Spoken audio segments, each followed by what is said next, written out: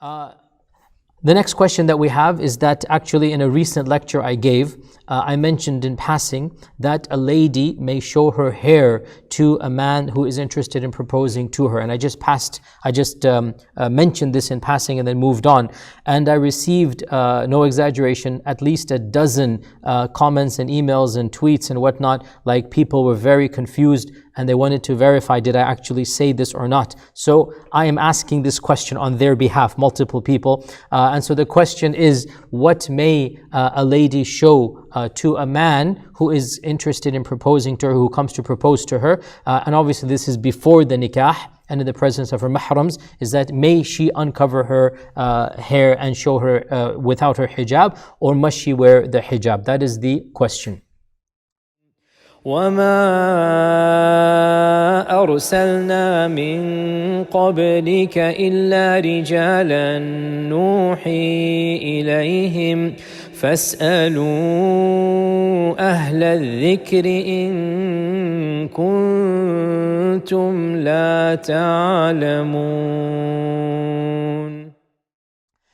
The majority position when it comes to this issue is that the one who proposes, the man who comes to propose for a lady's hand, or the man who comes interested in a lady's hand, does not occupy any different status than any other non-relative, any other non-mahram. And hence, 3 of the 4 schools, the Shafi'is, the Malikis and the Hanafis, they say that under no circumstance, I think there's one opposition in the Malikis that says, or the Shafi'is, but generally speaking, the default of these 3 madhabs is that that lady, a lady who is interested in a man and a man interested in a lady, that before the nikah, nothing changes, and therefore she is not allowed to take off her hijab. We're talking about, obviously there is no privacy, we're talking about this clearly. They're not alone, they are sitting, let's say in her parents' house, and he comes to propose or he comes to talk to her in a public place. And of course by unanimous consensus, really we should say, or all of the schools say that the husband to be and the wife to be, they should visit or see one another in the presence of their mahrams. This is something that is encouraged by all the scholars, that obviously this is something that is now the other opinion or the other cultural habit of not knowing your wife at all. You don't even know what she looks like until the marriage night. That is something that is gone. Nobody does that anymore.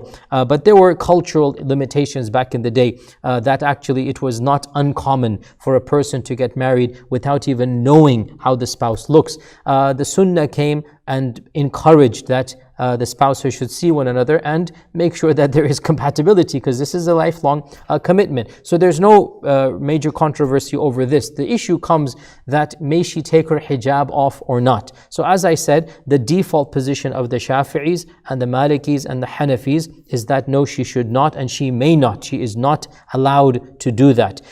In the Hanbali school, the mashhur position or the well-known position that Imam Ahmad explicitly also said is that actually she may take off her hijab if she chooses to do so. And they have a position that advocates that she may appear in front of her mahrams. There must be a mahram present, her father, her brother, her other relatives are there. She may appear in front of the man interested in her the way that she appears in front of her own mahram. So how she dresses in front of her father, in front of her brother, in other words, she's dressing basically normal clothes, but maybe her hair is uncovered, maybe it's not the full jilbab is not on her. She's wearing, let's say, a loose blouse, a loose skirt, or a loose shirt and a loose pant. How she would appear in front of her own mahrams, Imam Ahmad basically said it is allowed for her, not required, not necessary. She cannot be forced. It's her choice, her prerogative if she wants to do so. That she may appear in front of the fiancé to be in such a manner. And they base this on a number of evidences, primarily 2. The first of them is the hadith in Abu Dawud and Musnad Imam Ahmad and others, narrated by Jabir ibn Abdullah radiyallahu ta'ala an. that he said that the Prophet ﷺ said, if one of you proposes for a lady, then if he wishes to, or sorry, if one of you proposes to a lady, if he is able to, he should look at her in a manner that will allow her to then want to give the proposal. Okay, فإن استطاع أن ينظر إلى ما يدعوه إلى نكاحها فليفعل. If he can see that which will make him want to propose for her, then let him do that. So Jabir said, radiallahu ta'ala an, that I proposed to a lady from the Ansar, and I would look at her, basically, now this sounds very, it's very scary and very freaky to when you translate it, but it translates that I would hide and look at her without the knowledge of her, basically, until finally I saw her and I wanted to propose, and I proposed and ended up marrying her. Now, what this means is that he would not, a'udhu billah, spy inside her house. What it means is that he would wait outside the house, and when she would come out, and she would not know that there's a man, that's basically interested in her. So he would look at her. And obviously, in our times, this is raising alarm bells and spying and whatnot. So the point is that the Hanabila or the Hanbali scholars have taken this incident and they have said that it is allowed to look at her the way that she would be. So for example, if she were to just come out of her house and let's say, I don't know, feed the chickens, whatever it might be, or hang the laundry, for example, right? So she's not, dressed in the full jilbab or whatnot. And Jabir radiallahu anhu was basically looking at her the way that she might appear in front of her parents or whatnot. And there's also an incident of Umar ibn al-Khattab radiallahu anhu in which he proposed to the daughter of Ali ibn Abi Talib radiallahu anhu.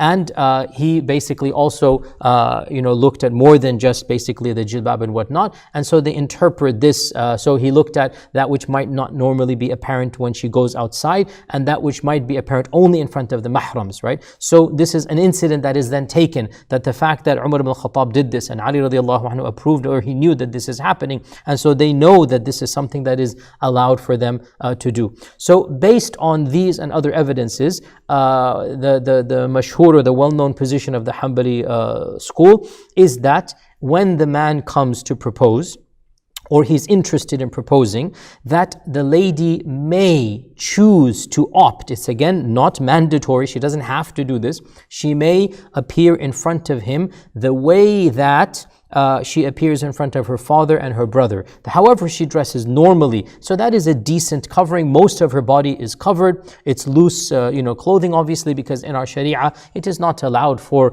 a lady to appear in front of her mahrams in suggestive clothing, in extremely tight or skimpy garments. This is not allowed. So she has to dress with some dignity in front of her father and brothers, and so that same level she has to display, if she wants to, in front of somebody, in order to basically, if he wants to marry and she wants him to marry her, so she can then dress up and do this. Now, in fact, some of my own teachers actually, they said, and I remember this clearly, went back and forth in this issue. Some of our students, they wanted to confirm, they heard this from our Shaykh, that he literally said that she is allowed to even beautify herself the way that it would be acceptable and normal. In other words, not in a extremely vulgar manner, but just the basic makeup and whatnot. If she wished to do so, she may do so. In other words, if she wishes to, show herself to be who she is, regularly speaking, with a little bit of makeup and whatnot, and her hair and whatnot, this is allowed for her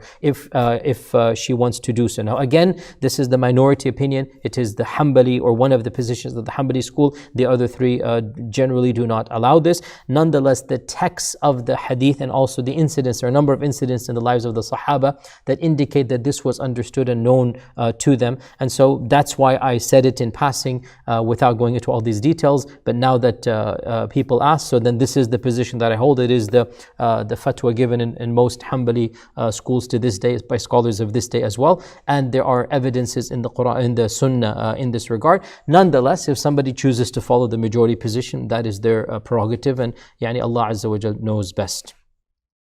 يا من أجبت دعاء نوح فانتصر وحملته في فلكك المشحون يا من أحال النار حول خليله روحا وريحانا بقولك كن